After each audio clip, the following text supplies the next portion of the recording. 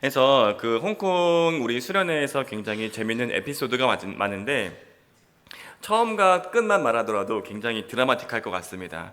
그래서 처음에 이제 우리가 여러분들이 이게 믿지 못할 수도 있는데 여러분 이렇게 믿지 못할 수도 있는데 정말입니다. 그래가지고 처음에 이제 교회 이제 버스를 이제 대절해가지고 이제 인천 공항으로 이렇게 나아갔는데 이 별일이 있을 수 있겠습니까, 여러분? 그죠? 버스를 타고 버스에서 내리는데 그게 무슨 큰일이 있겠나 싶은데 그때 어떤 한 청년이 눈에 보이지 않는 겁니다. 그리고 여러분 혹시 뭐 내셔널 지오그래픽이나 이런 데 보면은 이 덫에 걸린 동물들이 내는 소리 아십니까? 가지고 뭐 이런 이상한 소리 내지 않습니까? 그 동물들이. 그래서 본데 어떤 버스에서 어떤 한 청년이 마치 덫에 걸린 것처럼 이러면서 그 의자에서 일어나지 않는 겁니다. 그러니까 놀랍게도 그 안전벨트에 걸려가지고 몸이 나오지 않는다 이런 거였습니다. 그래서 참 별일이 다 있네 이러면서 이렇게 뺐는데 여러분 믿을지 모르겠지만 버스 의자를 뜯고 나왔습니다. 예, 그래서 이런 일이 있을 수 있나 이렇게 하면서 출발을 했고 마지막에는 이제 이 한 또 이 김 모양의 어떤 청년이 이 비행기 티켓을 잃어버린 겁니다. 그래서 파이널 콜이 막 울리고 있었습니다. 언제까지 꼭 탑승하셔야 됩니다. 파이널 콜이 울리고 있는데 그 청년이 이제 티켓이 없어가지고 이 공항에서 이제 그 청년을 잃어버린 상황에서 진실로 잃은 양 한 마리를 위해서 내가 남아야 되나 이런 생각을 하였습니다. 예수님의 그 비유를 제가 실제로 느꼈는데 내가 이 청년을 위해서 남아야 될까? 아니면 주일 예배를 포기해야 될까? 어떻게 해야 될까? 굉장히 식은땀이 많이 났던 그런 순간이었습니다. 그래서 이런 힘든 시간들, 어쨌든 재밌는 시간들을 보내고 홍콩 수련회를 이렇게 다녀왔습니다. 어제부로 이제 챕터 1은 끝났는데 저희가 수련회에서 받았던 은혜를 같이 나누면은 그때는 이제 마태복음 28장에 있었던 예수님의 지상 선교 명령을 그때 말씀을 선포하고 같이 이야기를 했습니다. 여러분 제가 이렇게 이 청주에서 이 약간 이 울리는 거 좀 잡아주시겠습니까? 이 모니터를 빼주시면 괜찮을 것 같습니다. 그래서 제가 이렇게 지상 명령이나 해외 선교에 대해서 이렇게 말을 하면은 가끔씩 여러분의 표정이 그러니까 허언증 환자를 보듯이 저를 이렇게 볼 때가 많습니다. 그러니까 너무 약간 이렇게 손에 안 잡히는 이야기를 큰 얘기를 목사님이 하니까 그냥 약간 목사님은 왜 이렇게 이상한 얘기를 하시지? 이런 표정으로 저를 볼 때가 있는데 여러분 그 장소는 어디였습니까? 그 장소 어디였습니까? 홍콩이었죠. 그렇죠? 그래서 열방 땅에서 열방을 향한 사람들과 시간을 보내다가 그러니까 열방을 향한 하나님의 뜻을 이야기하니까 여러분 실제적이었겠습니까? 아니면은 이 뜬구름 잡는 소리 같은 소리였겠습니까? 굉장히 실제적인 이야기였죠. 그래서 그때 예수님께서 우리에게 말씀하셨던 그 비전에 대해서 이야기를 했습니다. 제가 뒤에서 이렇게 그 예배드렸던 그 집회, 홍콩 집회를 떠올리는데 참 이렇게 헛웃음이 나더라고요. 왜냐면은 이렇게 그 우리가 그 예배를 위해서 빌렸던 그 교회 건물이 그 17층에 있는 공간을 빌렸는데 그 오른쪽 제가 맨 뒤에 앉았었고 앞에서 청년들이 예배를 드렸고 앞에서 이제 승현 형제가 이게 찬양을 인도했는데 오른쪽으로 이렇게 보니까 홍콩에 있는 그 마천루들이 이렇게 막 보이는 겁니다.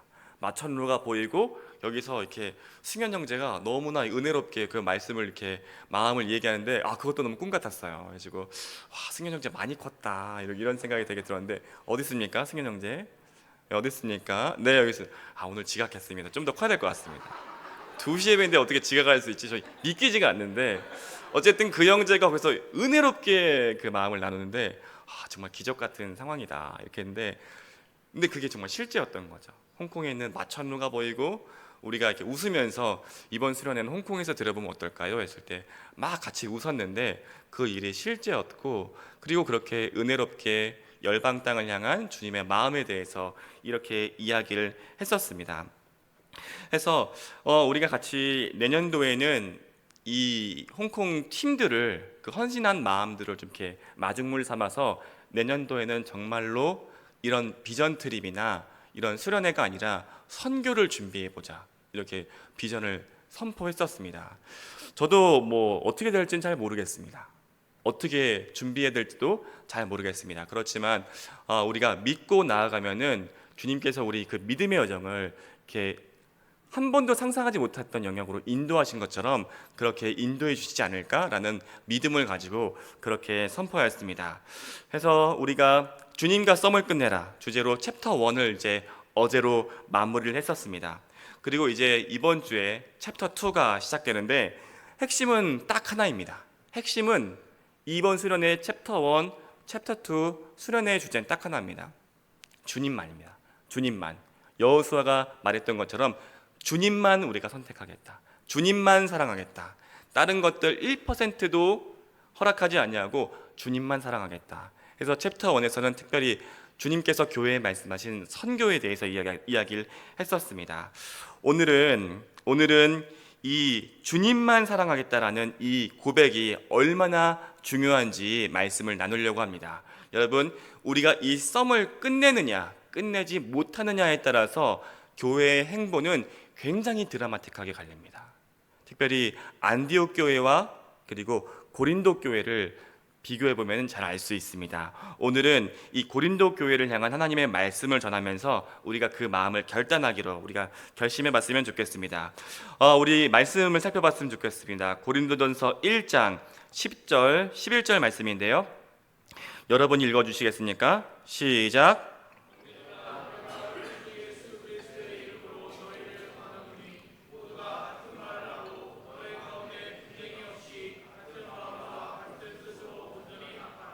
내 형제들아, 글로의 지편으로 너희에 대한 말이 내게 들리니 곧 너희 가운데 분쟁이 있다는 것이라. 아멘. 지금 바울이 고린도 교회에 분쟁이 있다는 이야기를 듣게 됩니다. 그리고 그것이 글로의 지편으로 이야기를 내가 들었다 이야기를 합니다. 그래서 제가 대충 고린도전서를 살펴보더라도 11가지의 분쟁이 있었습니다. 11가지. 자세히 살펴보면 아마도 더 많지 않을까 생각이 드는데 그냥 크게 11가지의 분쟁이 있었습니다. 그리고 그 근본적인 원인이 무엇인가에 대해서 11절을 이어서 나오는 말씀을 통해서 살펴볼 수 있습니다. 우리 12절 말씀 같이 살펴보도록 하겠습니다. 같이 읽습니다. 내가 이것을 말하거니와 너희가 각각 이르되 나는 바울에게, 나는 아볼로에게, 나는 게바에게, 나는 그리스도에게 속한 자라 한다는 것이니. 지금 고린도 교회의 11가지 분쟁 혹은 그 이상의 분쟁의 원인이 파벌싸움이라는 걸 알 수 있습니다. 지금 나는 바울에게 속했다, 나는 아볼로에게 속했다, 여러 가지 파벌들에 대해서 이야기가 나오고 있죠. 고린도전서 3장을 보시면은 이 파벌 싸움의 더 자세한 정보를 알 수 있습니다. 고린도전서 3장 5절에서 7절인데요. 여러분 앞에 있는 화면 참고하시면 좋겠습니다. 5절에서 7절 함께 읽습니다. 그런즉 아볼로는 무엇이며 바울은 무엇이냐? 그들은 주께서 각각 주신 대로 너희로 하여금 믿게 한 사역자들이니라. 나는 심었고 아볼로는 물을 주었으되 오직 하나님께서 자라나게 하셨으니 그런즉 심는 이나 물 주는 이는 아무것도 아니로되 오직 자라게 하시는 이는 하나님뿐이니라. 아멘. 지금 말씀을 살펴보면은 지금 6절 말씀에 나는 심었고 아볼로는 물을 주었다 이렇게 이야기를 하고 있는데 그것은 고린도 교회가 개척된 그 상황을 비유적으로 말씀하고 있는 겁니다. 왜냐하면은 이 고린도 교회는 처음에 바울이 고린도 지역에 가서 말씀을 전했고 그 성도들을 모으기 시작했습니다. 그러니까 개척 원년 멤버는 이제 바울인 겁니다. 그래서 바울이 고린도 교회를 잘 이렇게 돌봤습니다. 그러다가 바울이 고린도 교회가 어느 정도 서니까 그 다음에 후임 사역자로 아볼로를 세우고 나는 다른 지역으로 복음을 전하러 가겠다 이렇게 한 겁니다. 그러니까 나는 심었고 그리고 자라게 하는 이는 아볼로다라는 뜻이 이해가 되시죠? 그래서 후임 사역자 아볼로가 이 고린도 교회의 사역을 열심히 하였다라는 것입니다.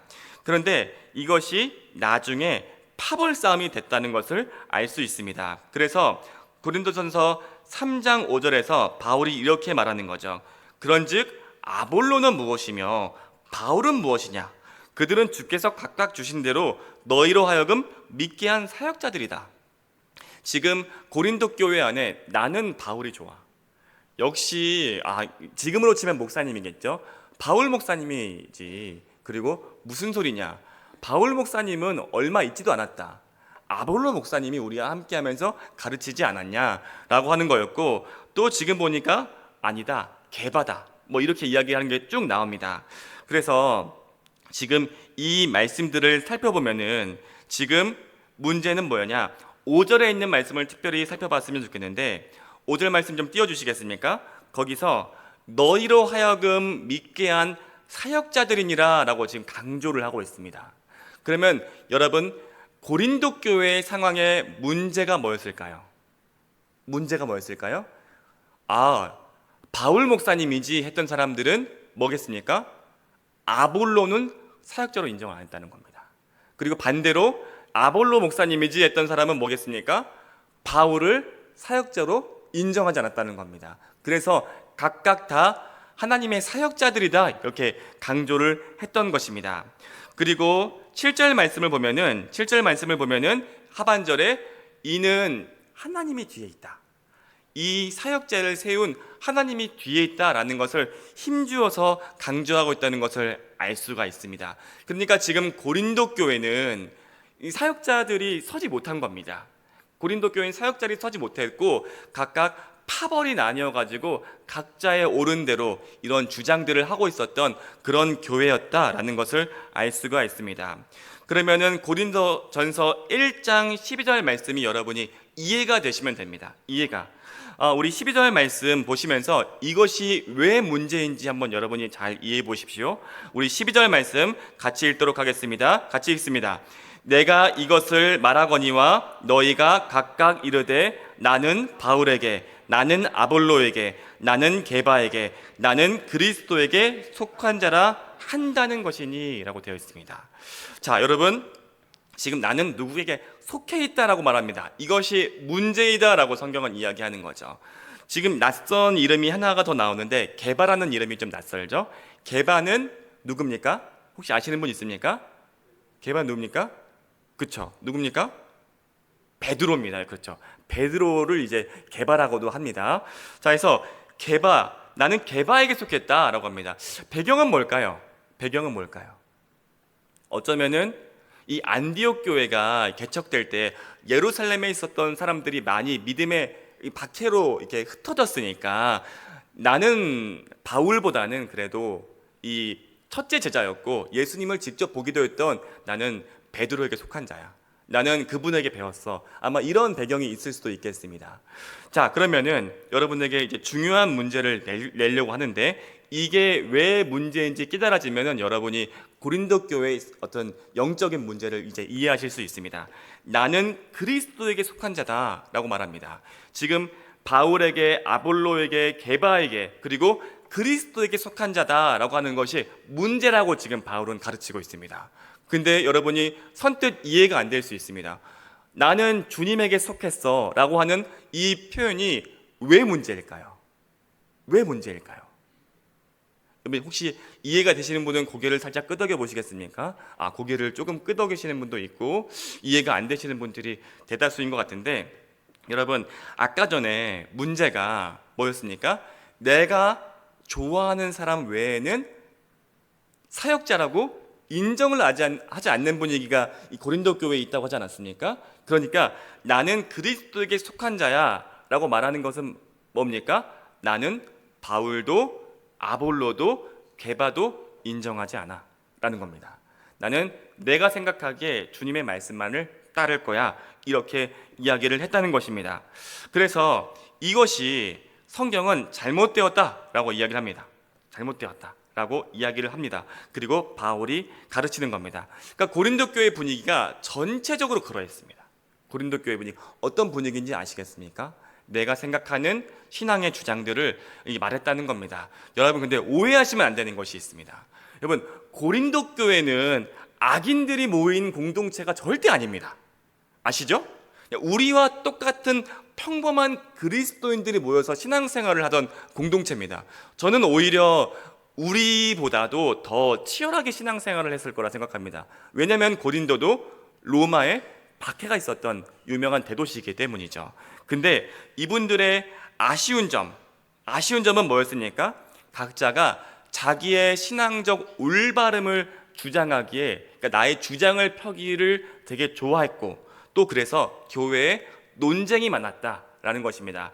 11가지 논쟁이 있는데 결국에 근본적인 이유는 바울이 교역자로서 인정을 못 받으니까, 결국에는 교역자가 정리가 안 되니까 교회 내에서 끝없이 논쟁했다. 각 파벌들이 논쟁했다라는 것을 아시고 우리 고린도전서 이 말씀을 살펴봤으면 좋겠습니다.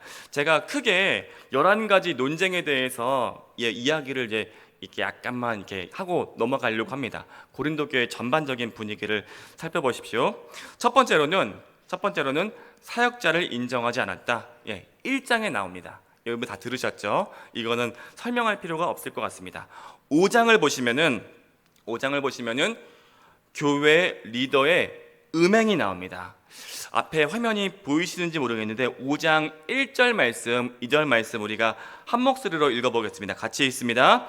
너희 중에 심지어 음행이 있다함을 들으니 그런 음행은 이방인 중에서도 없는 것이라.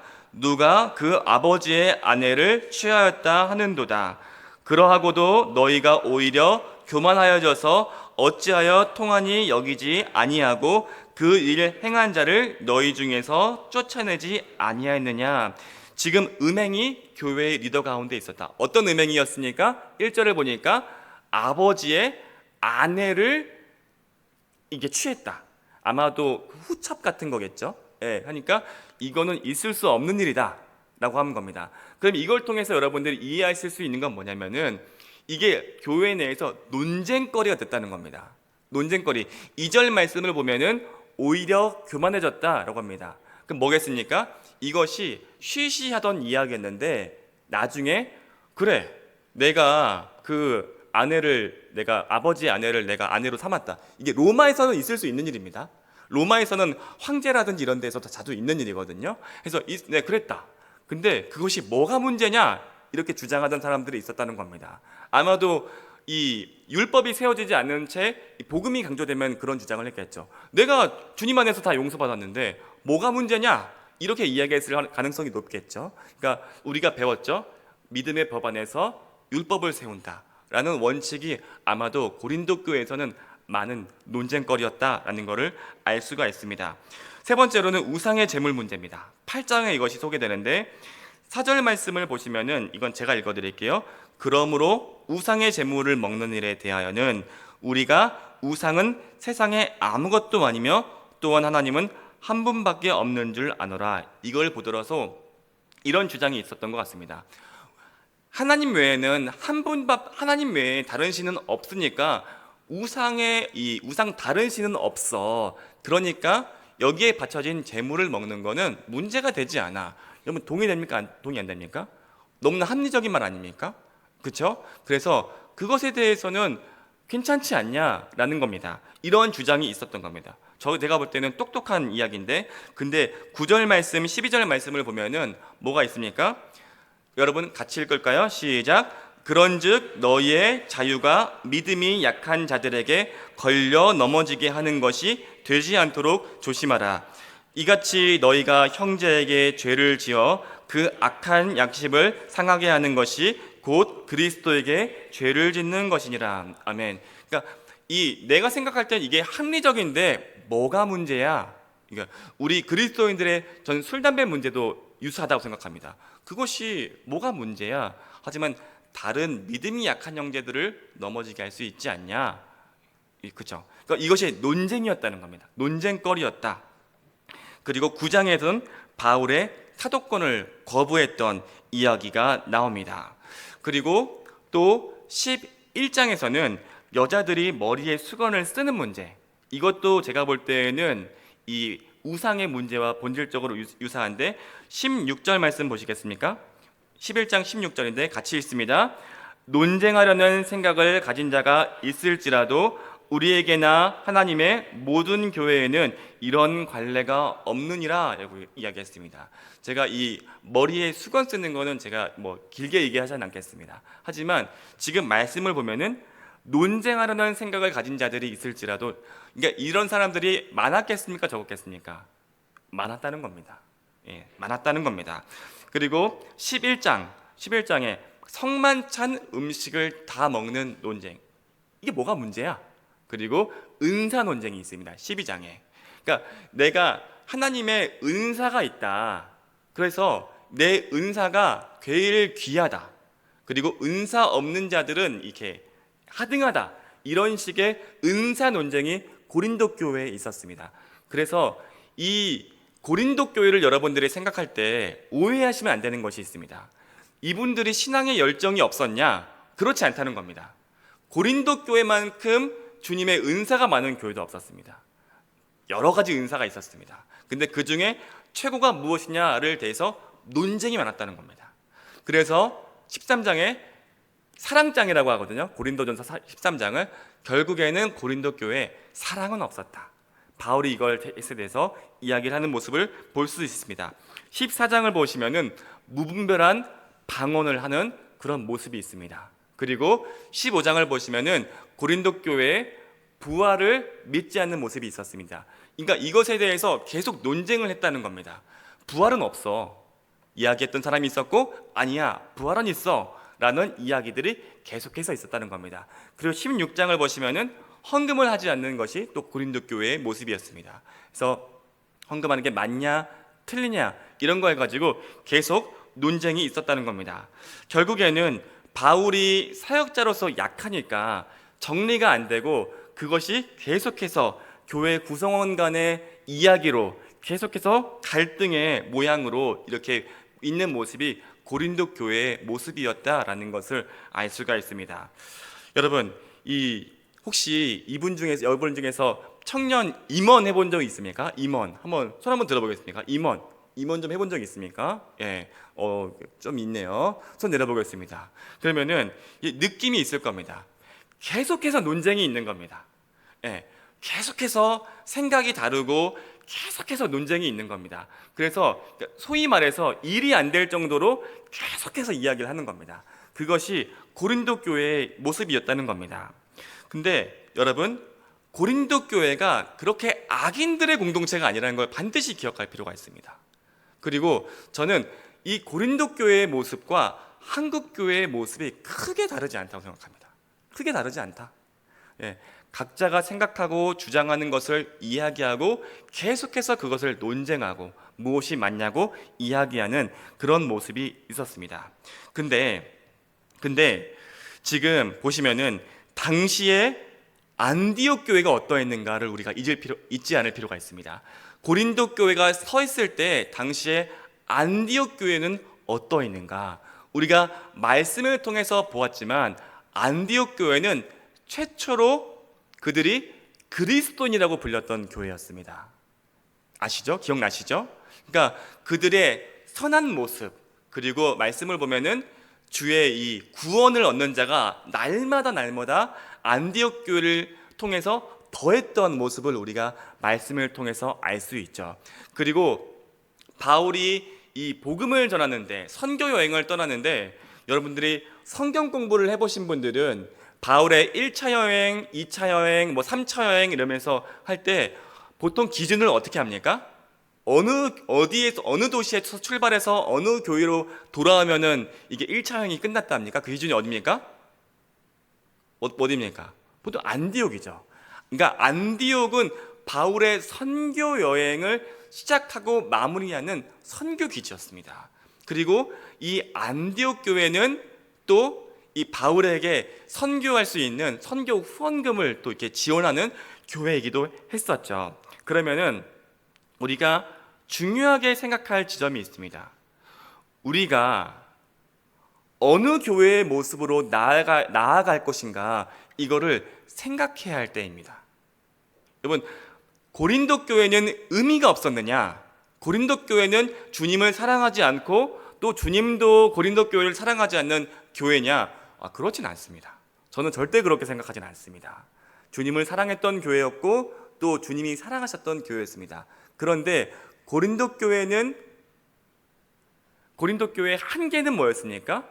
결국 고린도 교회는 내 주장, 내 생각, 나의 신앙적인 어떤 주장, 이것을 펴고 소위 말해서 논쟁적이고 좀 소비적인 교회였습니다. 그러니까 그 교회의 어떤 이 유용함은 결국에 어떤 이 나라는 우상을 포기하지 않으면 우리가 어떤 식으로 살아갈 수밖에 없는지에 대해서는 깨닫기엔 좋습니다.